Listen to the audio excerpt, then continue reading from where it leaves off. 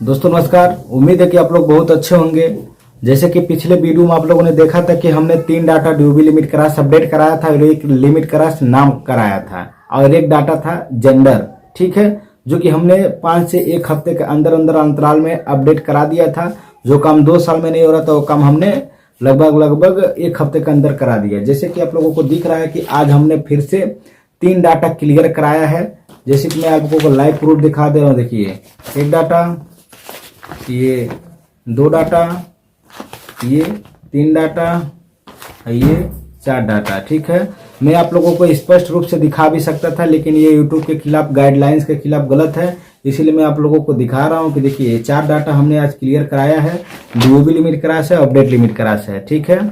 और इसको मैं आप लोगों को दिखा रहा हूँ कि अभी कितना डाटा पेंडिंग है, ये भी मैं दिखा रहा हूँ। देखिए, इतना डाटा अभी मेरा पेंडिंग में है। ये सब लोगों का डीओबी लिमिट क्रॉस है और जेंडर लिमिट क्रॉस है और नाम लिमिट क्रॉस है। सबका डीओबी अपडेट होगा। लाइव प्रूफ मैं आप लोगों को दिखाऊंगा और क्या क्या डॉक्यूमेंट लगा है जो इन लोगों का जो है डाटा अपडेट हुआ है, ठीक है। ये देख रहे हैं ना, ये आप लोगों को ये स्लिप दिख रहा है। आप लोगों को अच्छी तरह से पता होगा कि ये स्लिप है, ठीक है, क्योंकि यूट्यूब के खिलाफ ये गाइडलाइंस है। देखिए, मैं आप लोगों को दिखा रहा हूँ, बारीकी से समझ जाइए। आपका भी डाटा यदि लिमिट क्रॉस लगा है और बार बार रिजेक्ट हो रहा है तो आपका भी काम हो जाएगा। लेकिन बस आप लोगों को वीडियो अच्छे से देखना है। मैं क्या प्रोसेस बताता हूँ, किस प्रोसेस के माध्यम से होता है। अगर थोड़ा सा भी आप लोग समय देंगे तो आपका इस वीडियो को देखने के बाद आपका लिमिट क्रॉस हो चाहे जेंडर लिमिट क्रॉस हो, आपका अपडेट हो जाएगा। अगर जो आप लोग समय नहीं देंगे तो आपका लिमिट क्रॉस इसी तरह बार बार रिजेक्ट होता रहेगा, ठीक है।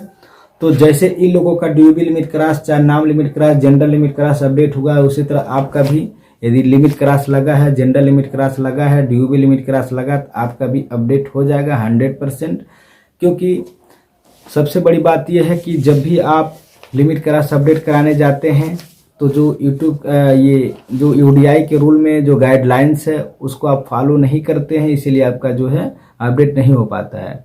कहने का मतलब ये है कि जो यूडीआई को, रीजनल ऑफिस को जो डॉक्यूमेंट चाहिए यदि वो डॉक्यूमेंट आप लोग देते हैं तभी आपका जो है लिमिट क्रॉस अपडेट हो पाता है। रियल बात कंफर्म हो गया। अब रही बात यह है कि जो इन लोगों का हमने डीओबी अच्छा नाम जेंडर अपडेट कराया है, क्या क्या डॉक्यूमेंट लगा है, ये डॉक्यूमेंट हम आप लोगों को बताना चाहेंगे कि कैसे इन लोगों का अपडेट हुआ है, क्या क्या डॉक्यूमेंट लगा करके अपडेट हुआ है और कितने दिनों में हुआ है। ये सब प्रोसेस मैं आप लोगों को बता दूंगा और अपडेट कराने के बाद क्या करना होगा, कैसे होगा, क्लियरिटी में आप लोगों को बता दूंगा, ठीक है। मैं आप लोगों को बताना चाहूँगा कि जब भी यदि आपका डीओबी लिमिट क्रॉस है तो आपको सबसे बड़ी बात यह है बताना होता है कि आपका जो पिछला जो डॉक्यूमेंट था वो बर्थ सर्टिफिकेट था और इस बार जो डॉक्यूमेंट लगा रहे वो कौन सा डॉक्यूमेंट है। जैसे कि मैं आप लोगों को बताता हूँ, इनका जो डेट ऑफ बर्थ, इनका जो डीओबी सुधार हुआ था, इनका जो डीओबी सुधार हुआ था, इनका पिछला डॉक्यूमेंट बर्थ सर्टिफिकेट था, ठीक है।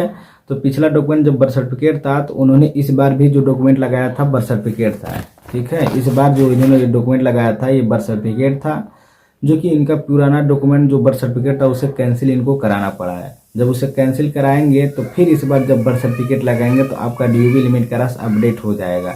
और उसके साथ साथ सेल्फ डिक्लेरेशन लगाना है। सेल्फ डिक्लेरेशन तो आपको सबके साथ लगाना है, चाहे सेल्फ डिक्लेरेशन चाहे डीओबी हो, चाहे जेंडर हो, चाहे नाम हो, ठीक है। ये तो सबको पता है कि सेल्फ डिक्लेरेशन लगाना है, राइट। तो इनका डीओबी लिमिट क्रॉस मात्र 4 से 5 दिन में अपडेट हो गया है और इसी तरह आपका भी अपडेट हो जाएगा, कोई दिक्कत नहीं है। और इनका जो है नाम लिमिट क्रॉस है दोस्तों, इनका नाम लिमिट क्रॉस गैजेट नोटिफिकेशन इनको मैं बोला था बनवाने के लिए। गैजेट नोटिफिकेशन इन्हें बनवा करके और सेल्फ डिक्लेरेशन लगाकर आधार कार्ड ले जा करके अपने रीजनल ऑफिस गए, रीजनल ऑफिस ले जा करके उन्होंने अपडेट कराया। मात्र 4 से 5 दिन में इनका नाम लिमिट क्रॉस जो है कि अपडेट हो गया, राइट। ये भी क्लियर हो गया। और इनका भी date of birth limit cross था। ये 2 साल से परेशान थे, इनका लिमिट क्रॉस अपडेट नहीं हो पा रहा था। इनको मैंने बोला कि ठीक है, मैं जैसे मैं बता रहा हूँ वैसे प्रोसेस करिए। आप पहले बताइए कि आप क्या डॉक्यूमेंट लगाकर पिछले बार अपडेट कराए थे। इन्होंने बताया कि मैं हाई स्कूल की मार्कशीट लगाया था। जब ये हाई स्कूल की मार्कशीट से लगाया था, इस बार जो इन्होंने ओरिजिनल बर्थ सर्टिफिकेट बनवाया एसडीएम ऑर्डर के थ्रू। एडीएम ऑर्डर के थ्रू यदि आप बर्थ सर्टिफिकेट लगा के बनवाते हैं तो आपका जो काम है आसानी से हो जाता है। यानी ओरिजिनल बर्थ सर्टिफिकेट रहेगा तब आप रीजनल ऑफिस लेके जाएंगे, चाहे अपने आधार सेंटर जाकर के अपडेट कराएंगे तो आपका आसानी से अपडेट हो जाता है, कोई दिक्कत नहीं होता है। ये भी क्लियर हो गया।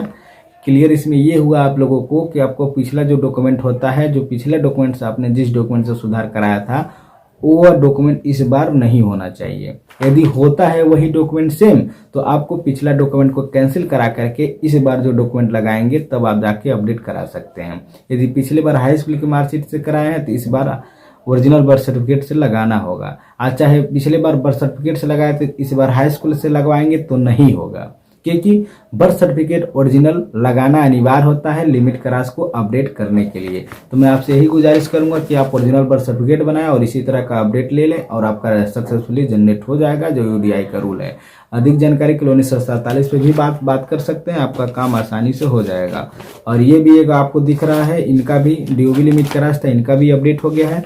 इनका 7 दिन लगा था, अपडेट हो गया। ठीक है, इनका भी लगभग 11 दिन का अंतराल था, 11 दिन का अंतर था, जो कि इनका डीओबी लिमिट क्रॉस था, अपडेट नहीं हो पा रहा था। और इन्होंने अपने आधार सेंटर भी कई बार गया, बार बार डाटा रिजेक्ट हो जा रहा था। इनके पास पूरा डॉक्यूमेंट था पर ये प्रोसेस सही से कर नहीं पा रहे थे, जिसकी वजह से इनका जो डाटा ये वाला रिजेक्ट हो रहा था। लेकिन जब इन्होंने मेरा वीडियो देखा, वीडियो देख करके मैं उनको बारीकी से समझाया कि कैसे क्या करना है, तो इन्होंने जो जैसा अपडेट कराया था, इनके पास पूरा डॉक्यूमेंट था, अपडेट हो जा रहा था। लेकिन कैसे इन्होंने अपडेट कराया मैं आप लोगों को बता देता हूँ, क्योंकि जब भी अपडेट कराया जाता है, लिमिट क्रॉस हो चाहे जनरल लिमिट क्रॉस हो, तो उसको अपडेट कराने के लिए आपको पहले समझना होता है कि कैसे होता है, कैसा क्या उसका स्तर होता है। ठीक है, तो आप चाहे आधार सेंटर से अपडेट कराएं चाहे रीजनल ऑफिस से जाएं, जब डॉक्यूमेंट रहेगा तभी आपका वर्क कंप्लीट हो पाएगा। ठीक है, तो आपको जब भी आप रीजनल ऑफिस जाना चाहते हैं तो रीजनल ऑफिस चले जाइए, या आधार सेंटर जाना चाहते हैं तो आधार सेंटर चले जाइए। ठीक, यदि आधार सेंटर आप जाना चाहते हैं तो वहां पे जाकर उनको बताना है कि सर देखिए मेरा डीओबी लिमिट क्रॉस है, इतना दिन का अंतर है और मेरे पास ये ओरिजिनल बर्थ सर्टिफिकेट है, ये एसडीएम आर्डर है, ये मेरा पुराना डॉक्यूमेंट है, इसे मैंने कैंसिल कराया है, और या तो हाई स्कूल का मार्कशीट हमने पहले करवाया था या इस बार मैं ओरिजिनल बर्थ सर्टिफिकेट से करवा रहा हूँ। ठीक है, उनको दे देना है, वो आपका डॉक्यूमेंट पूरा वेरिफिकेशन कर लेंगे। यदि आपको नहीं समझ आएगा तो 1947 में भी आप अधिक जानकारी ले सकते हैं कि कैसे गाइड होगा, और वो आपको बता देंगे। ठीक है, फिर उनको बताने के बाद वो आपको डाटा अपडेट कर देंगे। अपडेट करने के बाद एक स्लिप देते हैं, वह स्लिप आपको घर लेके आना है, पूरा डॉक्यूमेंट भी आपको लेके आना है, क्योंकि वो अपना स्कैन करके जहाँ लगाना होता है वो लोग लगा लेते हैं। ठीक है, तो इन्होंने ये स्लिप अपने घर पे लेकर आया था, यही स्लिप है दोस्तों, ये जो स्लिप मैं दिखा रहा हूँ ये स्लिप है, इन्होंने अपने घर पे लेकर आया था। घर पे लाने के बाद फिर इन्होंने क्या किया, पूरे डॉक्यूमेंट के स्कैन करके एक पीडीएफ बना लिए। पीडीएफ बनाने के बाद पूरे डॉक्यूमेंट को मेल कर दिए यूडीआई पे। ठीक है, यूडीआई पे इन्होंने कंपोज में लिखा था डीओबी लिमिट क्रॉस, और सब्जेक्ट में लिखा था डीओबी लिमिट क्रॉस, और कंपोज में लिखना है आपको डीओबी लिमिट क्रॉस, और अपडेट स्लिप नंबर लिखना है और रिक्वेस्ट अपडेट नंबर लिखना है। ठीक, और उसमें भी लिख देना है 2 लाइन, सर मेरा डीओबी लिमिट क्रॉस है, इसे अपडेट करने का कष्ट करें, मेरा पूरा डॉक्यूमेंट रेडी है।